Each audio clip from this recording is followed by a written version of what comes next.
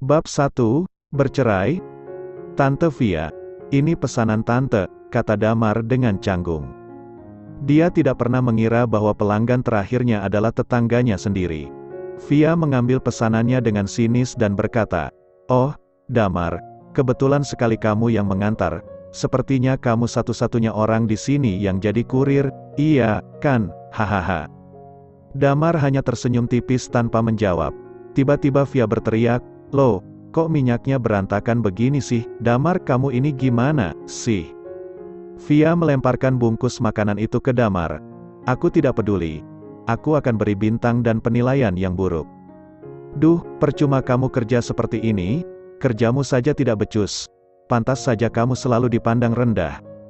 Damar membersihkan minyak dan bekas makanan yang menempel di bajunya.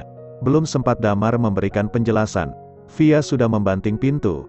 Benar saja, 1 menit kemudian Damar mendapatkan rating buruk. Alhasil gajinya hilang 300.000. Damar mengepalkan tinjunya karena marah. Semua itu bukan salah Damar. Damar adalah seorang pemuda yang diangkat menjadi menantu oleh Adrian Raharjo. Awalnya, Adrian Raharjo menyelamatkan Damar yang terluka parah tahun lalu.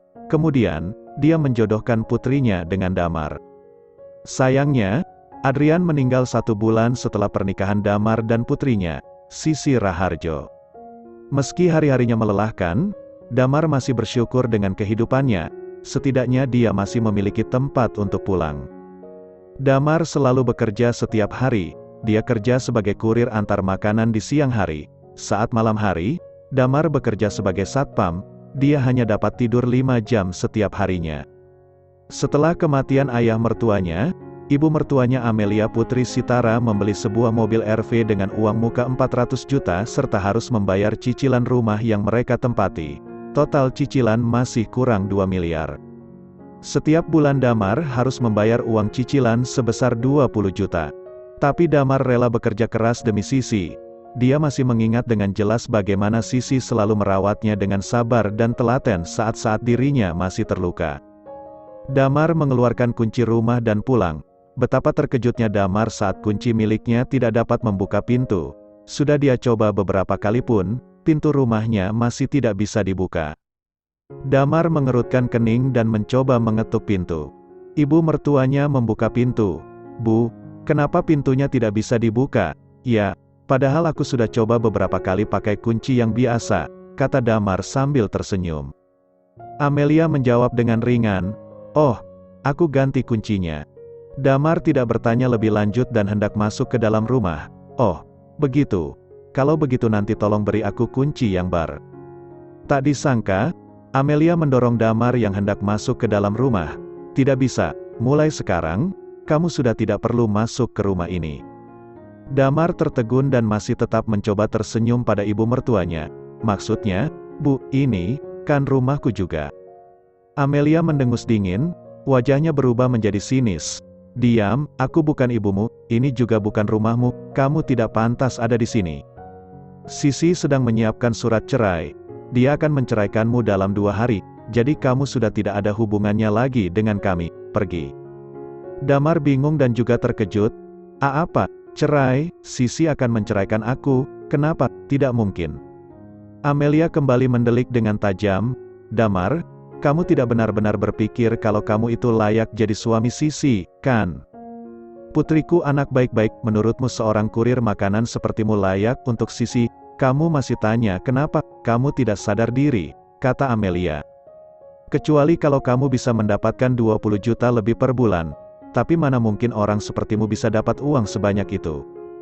Damar yang sudah terpancing dengan kata-kata Amelia pun melawan. "Bu, tapi aku juga punya hak atas rumah dan mobil. Aku yang membayar cicilannya setiap bulan." Amelia menyipitkan mata. "Sialan, ngomong apa kamu ini? Kamu bayar karena namamu yang tertulis sebagai peminjam. Kalau kamu tidak bayar cicilannya, ya kamu yang dipenjara. Dan ingat, mobil itu atas nama Sisi. Aku tidak ingin buang-buang waktu lagi. Aku akan telepon saat surat cerainya sudah selesai." Setelah berbicara, Amelia membanting pintu dengan keras. Damar mengepalkan tinjunya erat-erat, menatap pintu rumah itu dengan lekat. Dia sudah memberikan segalanya untuk keluarga ini. Tapi pada akhirnya dia malah kehilangan segalanya, dan dia masih harus membayar cicilan KPR dan kredit mobil. Damar sudah menganggap Sisi sebagai seseorang yang berharga dalam hidupnya, tapi Sisi memilih menceraikannya. Dia tidak bisa menerima hal ini begitu saja. Setidaknya, apa alasannya? Kenapa? Apakah hanya karena Damar tidak memiliki uang? Damar menghela napas, berbalik, dan pergi dari halaman rumah lamanya. Dia berjalan menyusuri jalanan kompleks, mengikuti kemanapun kakinya ingin pergi. Beberapa saat setelah Damar berjalan, ada sekelompok orang di belakangnya. Damar tidak tahu apa yang mereka inginkan. Perempuan yang berdiri paling depan berkata, "Tidak mungkin, Zero. Akhirnya Anda kembali." Damar menoleh dengan linglung. "Hah, kamu bicara denganku?" Bab 2, Istrimu sangat luar biasa. Melihat reaksi Damar, perempuan yang berpakaian hitam itu tidak bisa berkata-kata untuk sesaat. Dia melihat Damar yang kulitnya berubah gelap karena terbakar matahari, dahinya yang penuh keringat sebesar biji jagung, wajahnya yang terlihat lesu, dan matanya yang berkaca-kaca. "Pak Damar, saya Night Watcher Third. Anda adalah kartu truf Night Watcher dan prajurit terkuat kami. Anda tidak perlu khawatir, semua yang saya katakan barusan itu sungguh-sungguh. Tapi setelah misi 3 tahun lalu, Anda menghilang. Anda terluka sangat parah setelah misi itu dan hilang ingatan." Setelah berbicara, dia menyerahkan kartu nama kepada Damar. Perempuan ini bernama Nidia Dewarri. Dia adalah Night Watcher Third. Dia tidak pernah sekalipun bertemu dengan Damar setelah 3 tahun lalu. Sekarang, saat akhirnya dia bertemu dengan Damar, dia sangat terkejut mendapati Damar yang hilang ingatan. Salah satu peluru terkuat Night Watcher akhirnya ditemukan, tentu saja Nidia senang. Damar membolak-balik kartu nama itu dan menyimpannya di kantong celananya. Dia menyeka keringat dengan kaos yang dia pakai. Memang apa yang dikatakan perempuan ini cukup masuk akal. Damar memang tidak mengingat kejadian sebelum 3 tahun yang lalu. Tapi mengenai dirinya sebagai kartu truf Night Watcher, dia sama sekali tidak percaya. Damar menggelengkan kepalanya. "Anda pikir saya tidak cukup menderita? Apa Anda ingin mempermainkan saya? Saya tidak punya waktu untuk membicarakan hal tidak masuk akal seperti ini." Nidia meraih tangan Damar dan berkata, "Pak Damar, ikutlah dengan saya. Saya punya cara untuk mengembalikan ingatan Anda. Ayo, tinggalkan tempat ini dan kembalikan ingatan Anda. Anda akan kembali menjadi bintang." Damar menolak dengan tegas, "Tidak perlu pergi, kalau tidak, jangan salahkan saya karena bersikap kasar." Raut khawatir terlukis di wajah Nidia. Dia tetap mencoba membujuk Damar, "Apa Anda masih tidak sadar? Sekarang Anda hanya hidup untuk mencari uang. Anda punya apa? Kenapa saya harus repot-repot menipu Anda yang tidak punya apa-apa? Sekarang peluang sudah di depan mata. Anda bisa punya banyak uang tanpa harus bekerja banting tulang seperti ini. Anda pasti mau kan?" Damar tersipu. Apa yang dikatakan Nidia memang benar, tapi dia masih sulit untuk percaya. Bagaimana mungkin dia tiba-tiba menjadi Night Watcher Zero yang katanya kartu truf itu? Damar menjawab dengan marah, "Kalau begitu, beri aku 1 miliar sebagai bukti." Nidia langsung memberikan sebuah kartu. "Ini kartu ATM yang dulu sering Anda pakai," kata sandinya 0,00000, isinya kurang lebih 10 triliun. Damar dengan cepat mengambil kartu itu dan memeriksa bagian belakangnya. Kartu itu berpola awan dan naga di sudut kanan atas. Kartu ini berisi 10 triliun. "Benar, tapi Anda harus berjanji satu hal dengan saya." "Apa syaratnya?" tanya Damar masih menatap ATM itu dengan tatapan kosong. Dia masih tidak percaya dengan isi yang ada di dalamnya. Sepertinya semuanya akan berpikiran sama dengan Damar. Nidia berkata, "Aku akan segera menemuimu lagi, dan saat itu kamu harus bersedia menerima terapi agar ingatanmu kembali. Kalau tidak, aku takut semuanya terlambat." Damar tidak menolak. Sebenarnya dia juga ingin memulihkan ingatannya dan mengetahui jati diri Damar yang sesungguhnya. Sekarang Damar sudah diceraikan dan didepak dari rumah. Tidak ada hal yang lebih penting selain mengetahui identitasnya sendiri. "Baiklah, aku akan menunggu kabar selanjutnya." Lain kali jangan panggil aku Pak Damar lagi. Canggung dan terdengar kurang pas. Panggil saja langsung namaku." Nidia menghela napas pelan dengan mata yang terlihat prihatin. Ternyata amnesia yang dialami Damar benar-benar sangat parah. Padahal posisi Damar sebelumnya jauh berada di atas Nidia, tapi dia menyuruh memakai bahasa informal. Setelah sebelumnya terdiam beberapa saat, akhirnya Nidia berkata, "Ah ya, ATM itu hanya bisa melakukan transaksi langsung di Bank Royal, bank yang lain tidak memiliki wewenang." Tiba-tiba telepon Nidia berbunyi. Dia mengangkat panggilan itu dan buru-buru berpamitan pada Damar. "Kalau begitu, sampai jumpa beberapa hari lagi." Setelah Nidia pergi, Damar mengambil ponselnya dan membuka aplikasi Maps. Dia ingin mencari lokasi Bank Royal. "Bank apa ini? Aku belum pernah dengar. Hanya ada satu kantor Bank Royal yang ada di kota Damar." Dia pun segera mencari taksi dan bergegas ke sana. Damar tetap berhati-hati, meskipun Nidia terlihat sangat meyakinkan dan semua ucapannya terdengar sangat logis. Tapi mengenai ATM dan isinya membuat Damar merasa curiga dan aneh. Dalam hidup di dunia liar seperti hutan belantara ini, kalau tidak hati-hati bisa terjebak dalam lubang jebakan. Bisa jadi ini adalah salah satu trik penipuan yang baru. Setelah turun dari taksi, Damar langsung terkejut. Bank Royal ini lebih terlihat seperti istana daripada bank. Sangat megah, Damar melihat ponselnya beberapa kali, memastikan titik lokasinya sudah sesuai dengan yang ditunjukkan oleh peta. Sekarang sudah pukul 8 malam, dan pada umumnya bank hanya beroperasional sampai sore saja. Tapi Bank Royal tidak, semua lampu menyala terang benderang, para nasabah terlihat keluar masuk. Damar juga melihat orang yang keluar masuk memakai setelan jas rapi. Mereka semua memakai jam tangan yang terlihat mahal, bahkan tempat parkir Bank Royal terlihat penuh dengan mobil-mobil mewah. Pemandangan ini semua sangat kontradiktif dengan Damar, seragam kuning yang masih dia kenakan dan wajah lusuh karena belum sempat istirahat. Nasabah yang lewat melihat Damar dengan ekspresi menghina dan merendahkan. Damar sangat kesal. Memang apa yang salah? Damar pun menggenggam erat ATM di tangannya dan bergegas masuk ke dalam bank. Begitu Damar melewati pintu masuk, dia bertemu dengan Sisi yang sedang merangkul mesra lengan seorang pria dan bertingkah manja. Keduanya terlihat sangat harmonis, bahkan Sisi memancarkan aura bahagia. Pria yang dikenali oleh Damar, Dimas Chandra, anggota keluarga Chandra yang dikenal kaya di kota JC. Sisi juga melihat Damar, dia terdiam sesaat lalu berkata, "Damar." Dimas berkata pada Sisi dengan senyum sinis, "Ah, bukankah itu suamimu? Dia terlihat tampan." Sisi buru-buru menjawab dengan kesal, "Siapa bilang aku sudah menceraikan sampah ini? Mana mungkin aku bisa suka dengan kurir pengantar makanan? Gajinya 1 bulan saja tidak bisa untuk beli 1 tas kecil. Orang seperti ini, kalau aku membiarkannya menyentuhku, aku bisa sakit karena tangannya yang kotor itu." Damar merasakan sesak karena ucapan Sisi yang sangat menyakitkan.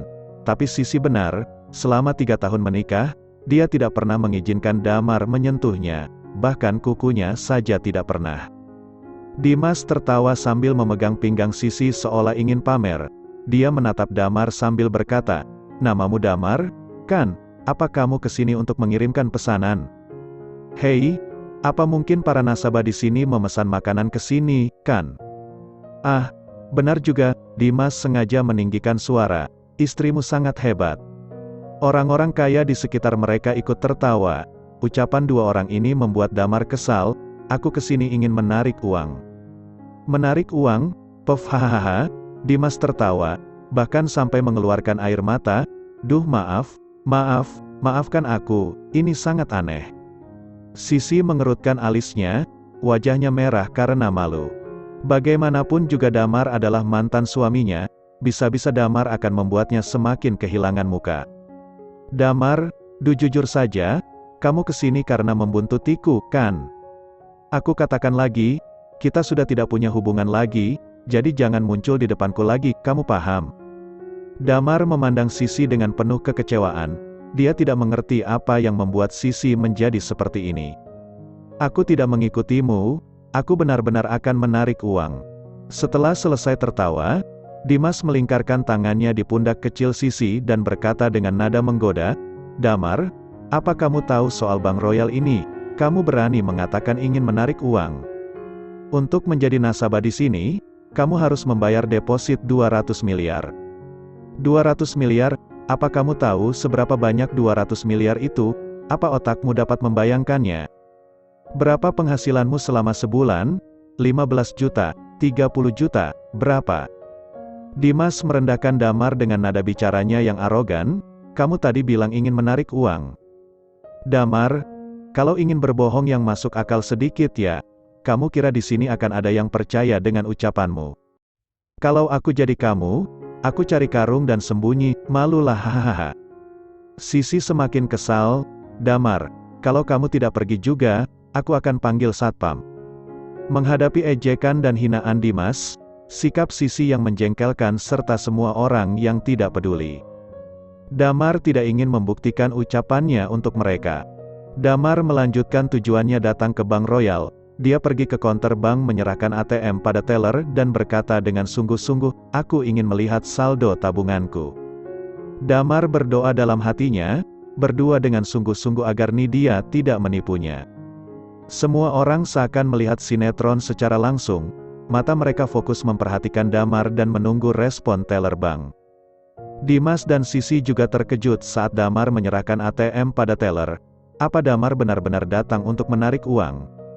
Teller melihat Damar dengan malas, tanpa berniat bertanya apa-apa. Dia langsung mengambil ATM Damar dan mengeceknya. Hasilnya, hanya muncul dua kata, no result. Teller bank itu menatap Damar dengan penuh penghinaan. Dia melemparkan kartu ATM dan bertanya dengan aneh, Pak, apa kartu milik Anda palsu? Data Anda tidak ditemukan di sini. Saat Dimas mendengar hal ini, dia kembali tertawa. Hahaha, tidak ditemukan datanya. Damar, jangan-jangan kamu salah kasih kartu MRT. Duh Damar, kamu ini benar-benar lucu. Sisi tidak berbicara, tapi pandangan matanya memancarkan rasa jijik. Dia merasa mengenal Damar adalah hal yang dia sesali dalam hidupnya. Damar dulu sangat jujur dan apa adanya. Bagaimana bisa dia jadi seperti ini? Semua orang yang melihat pun ikut tertawa mengejek Damar.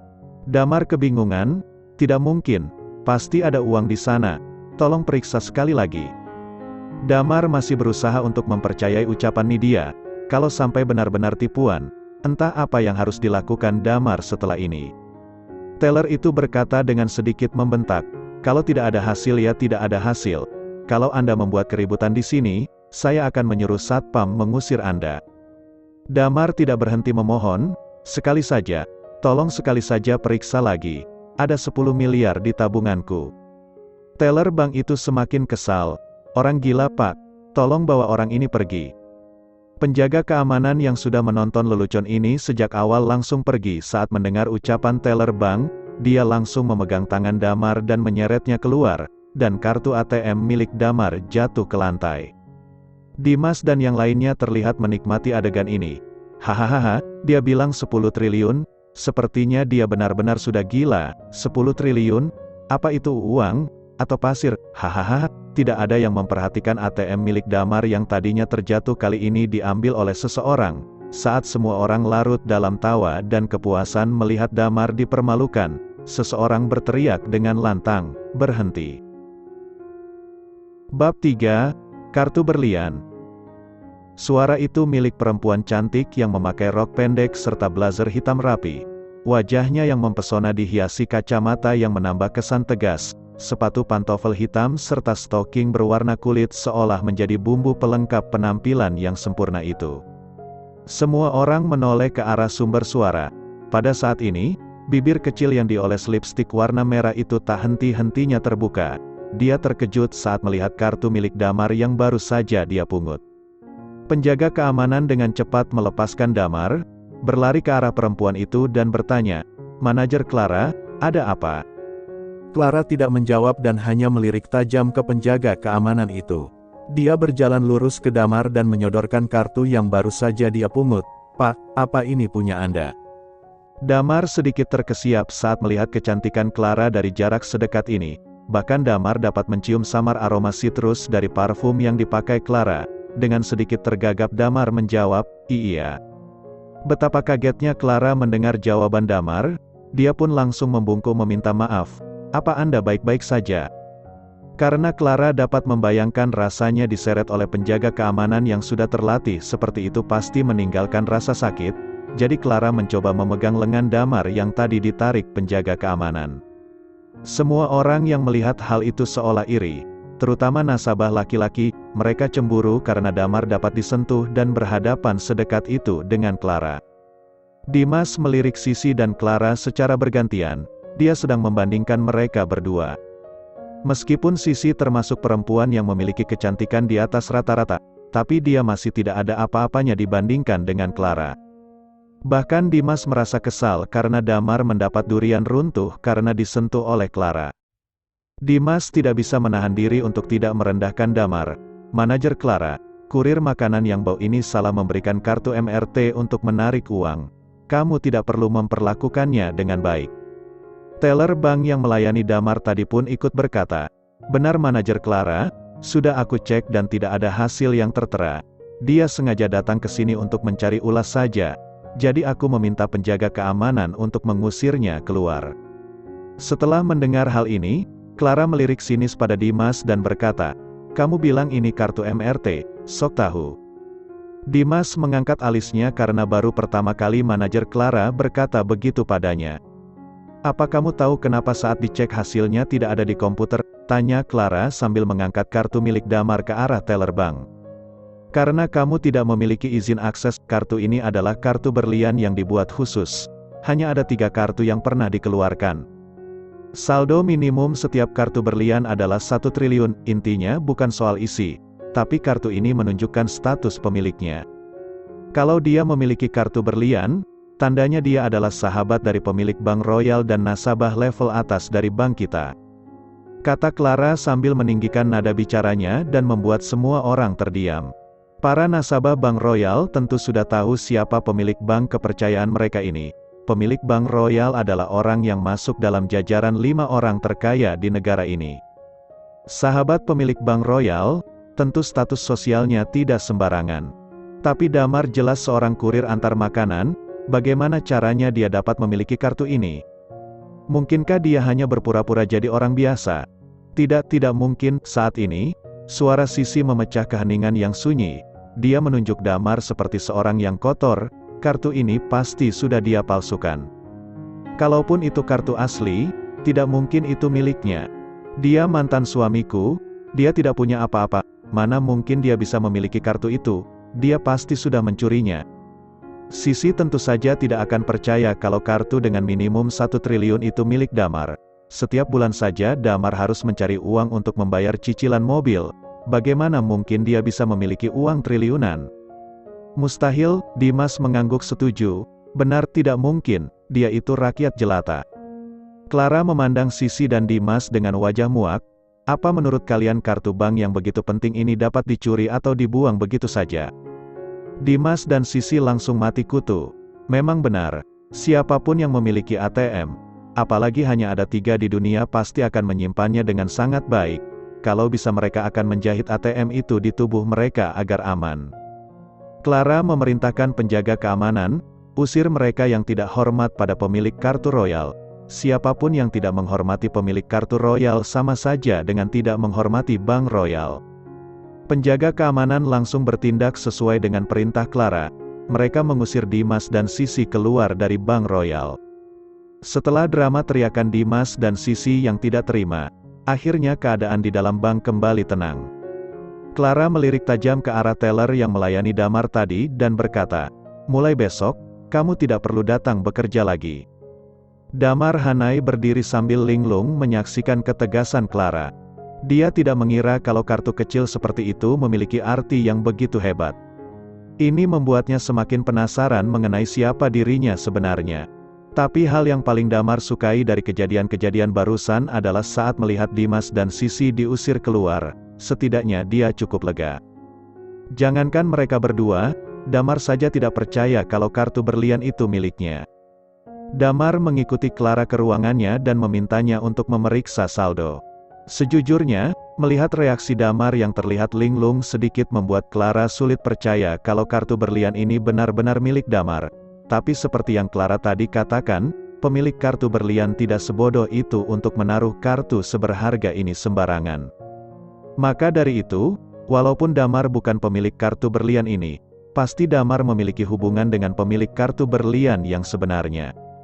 Setelah beberapa saat sibuk dengan komputer, akhirnya Clara berkata, "Pak Damar, saldo di kartu ini ada 10 triliun. Apa ada lagi yang bisa saya bantu?"